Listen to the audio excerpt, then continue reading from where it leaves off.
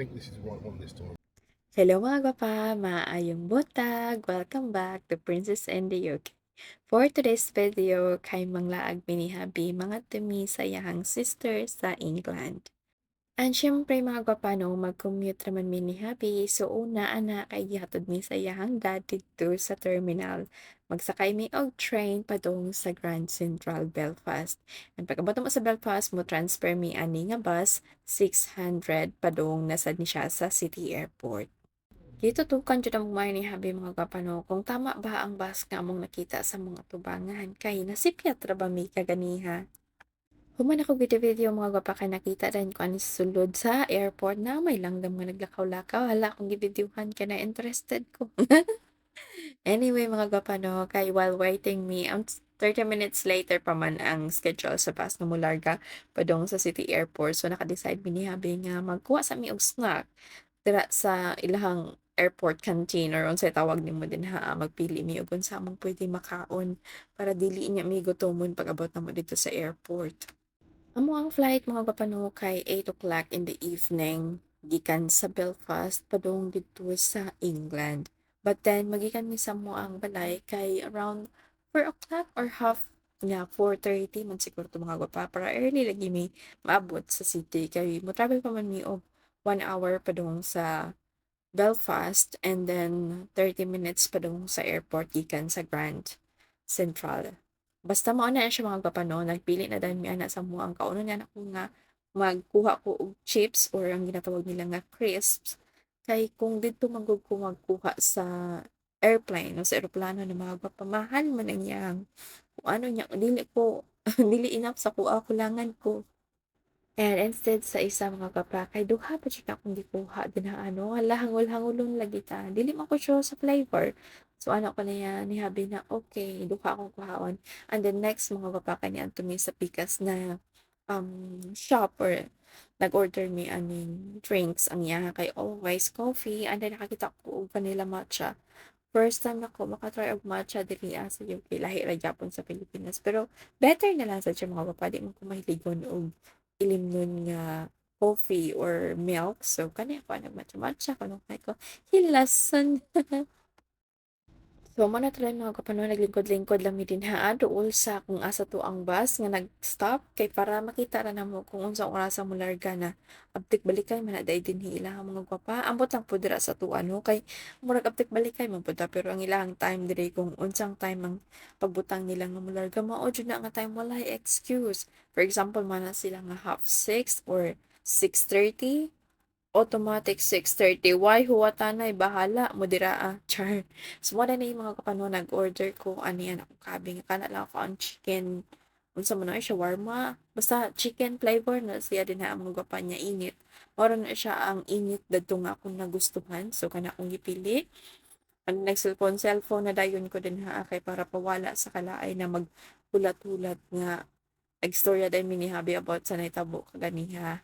Another story na sad ni siya ha nganong nasaag mi og unsay rason nganong nasaag mi nga hapit mi maabot og international airport. Sada kayo mga gwapa pero in fairness daghan kayo pud og nasayop pro sa ilahang kuan paadtuan and then okay ra sad. Basta anyway, next. While nagkaon ko ano yung wrap nga chicken mga kapano kay nakahuna-huna jud ko nga lahi na jud siya ang flavor kung ikaw ang maghimo. Hiligon man gud mi sa akong partner. Si Habi mahilig siya magkaon og mga chicken wrap as well pero ako ang favorite kaya kung siya ang maghimo sa kabantay mo ng tuna wrap as well kanang kuan siya mga gwapa ba. Mura siyang melted tuna panini pero ang gigamit niya wrap instead of bread. Ang iyang gibutang lang kay onion, tuna, a little bit of cream cheese, and then cheese. And then mo na siya, i-wrap na nimo siya dayon and then lami siya. And then next naman mga gwapa kay dugay-dugay pa man jud siya mo ano ang bus no nagkaon na sad ko aning chips or ginatawag nila nga crisps. I don't know kay ang American ug ang English lahi-lahi jud sila og mga line. Ang ilahang tawag sa potato fries or sa kanang ginatawag natong fries sa McDo kay ginatawag nila og kuan chips. So ambot lang. di lang gud ko kasabot.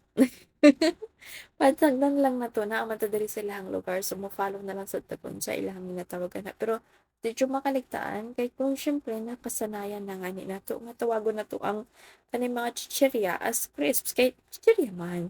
Lain pud kaayo og tawgon natong crisps kay crispy char. Ako pa nang ipasundayag sa inyo nga mga gwapano nga lami man pod ay ang matcha dinhi in fairness mura siya glasag sugar. Sugar lang. Ayan na din ko kahabi nga tilawi ba kay para malahi po dihang lasa kay sige lang na siya og drink og coffee. Yan ako sa iyaong sige tilawin niya ana siya dili lagi ko kay gusto murag dili ko sure sa imuhang ilimnon kay tanaw daw niya mura og grass o di ba asa ka mangita na sa akong bana ang iyang tanaw sa akong giinom kay nag inom ko og kanang mga sagbot. In fairness was sad good naka-green man good pud ang color halan na. And syempre matik na na dayon mga gwapa nga og unsay pagkaon sa akong habi maupod na ako ang tilawan. Dili na pwede nga na siya pagkaon nga di na ako matilawan. Bisan pa kahit ako unsay lasa na kailangan jud nato siyang matilawan. Anyway, mga kapanungay, ganahan man ta ko makikistorya ninyo din na while na ako dira sa shop. But then, naa may music. So, makapiright unya ta. Dili na lang ato padayonon. And then, na din ay mga group of friends. I don't know, friends or families. Murag friends na dito sila kay mga older people man. Ay, nadayahang habi po sa katong matanda na babae. Dato niya, magtanaw siya sa kung side. Feelingon ko ako gitanaw, pero nagtanaw na sila sa bus din na kung naabot na ba or start na ba og loading sa ilang passenger. Before mi anhi sa Grand Central mga gwapano kay before mi gatod sa iyang papa kay nagkaon sa pud mi dito sa upper class dito mi nag-lunch. Wait, sayap. Isbo na to. Wala mi dito nag-lunch, dito mi nagkaon og dessert kay kailangan na mo initihang dad for coffee or lunch kung ganahan siya na niya naman siya nga dili siya mag-lunch kay nakakaon na daw siya so we decided nga mag-lunch na lang mi sa balay amo ang gikaon na po kay steak o broccoli vegetables mao na siya amo ang lunch or breakfast lunch and then next snacks mi and then pag abot mo sa airport kay since it's 4 o'clock naman ay dili na siya 4 o'clock actually kay nasaan man ni so 6 o'clock naman to pag abot na mo sa airport. International? No. Pag-abot namo sa Grand Central mga gwapa, so muna nag-snacks na lang pud mi. And then after the anak mga gwapa kay finally nakasakay na mi sa bus and we make sure good nga paingon gyud siya sa Belfast City Airport. Make sure if you are traveling, if you are looking for Belfast City Airport, make sure that the written name is really City Airport. Kay daghan og mga saag mga gwapa nga naabot dito sa International Airport kay they thought it says Belfast City Airport, but it says Belfast City International Airport. O, asa ka na, ambot lang. Basta murag libog siya gamay nakalitan. So, first time magud mo pud mag-commute nga mo ni kani wala mi sakyanan. So, mao jud ni ang mga wala na anan mag-commute lagi mga gwapa. Labi na ako, nagsalig ko sa akong husband niya, si Habi sad kay wala na siya naanad nga mag-commute na ni na masakay og bus. So, wala lagi the misunderstood lagi na mga information at the same time ni ana sa mga bus driver nga normal daw kay nahatabo daw nila last week and then earlier this day nahitabo sa 3 times already. So, cannot blame ourselves sa so kani nga bus mga gapa makita ninyo very spacious siya wala kay siya mga passenger pa dong sa city airport. I think it's because nauna na sila. So pag abot na mo dito mga gapa no mo ni siya chika. Nag-online check-in naman si Habi, so no need na may mag-check-in. But we need to make sure asa may manglapos, kay wala pa may kabog, asa sila manglusod. So niadto mi sa counter, and then we presented our kuan documents. Kay syempre, kita sa nato kung unsay atong dapat nga ipakita sa ilaha. And then ni advice ang babae, hala! Napajud ni, this is the story mga papa. Dili ni siya liko, pero mao ni siya part sa mong story. Basi na napamiingon ana nga update na kayo ko may istorya sige maghilay-hinay sa ta. Pagabot naman sa check-in counter mga gwapa kay gi-check man ang passport mo kang among documents kung naka ma-recognize ba nga usa ba mi sa mga passenger ani nga amo ang gisakyan kay British Airways ni ana man ang girl nga oh my gosh dapat daw match daw kuno ako ang document nga akong gi-fill in didto sa online, sa akong pangalan sa akong passport niya. Si habi man tay nag-fill in mga gapanaan na siya nga pag domestic flight lang here sa UK, kay okay ra nga any names imong gamiton as long as mo match siya imong family name. Like to niya siyempre kay newly married lagi ta ni gamit na ta sa akong husband name. Akong gigamit ato kay murag ako ang husband name gani 'no, and then niana man siya ang akong passport daw kay naa pa diri nga name, so dapat akong gamiton ang akoang single name. And the same with my husband kay ang iyahang name is Christopher, and then iyang gibutan kay Chris raman, so something like that. And niya na siya nga tawagan sa daw kuno niya iyahang head or supervisor with the issue like this and like that. And then after she called, kay okay naman sad. I think it's because she's just had to be sure, okay? But next time, I mean, I'm telling my husband, I know he knows better because he's been traveling and special. And when it comes to domestic or local flight, it's okay. But just to make sure na lang nga dili ka magkasayop-sayop ka in the future.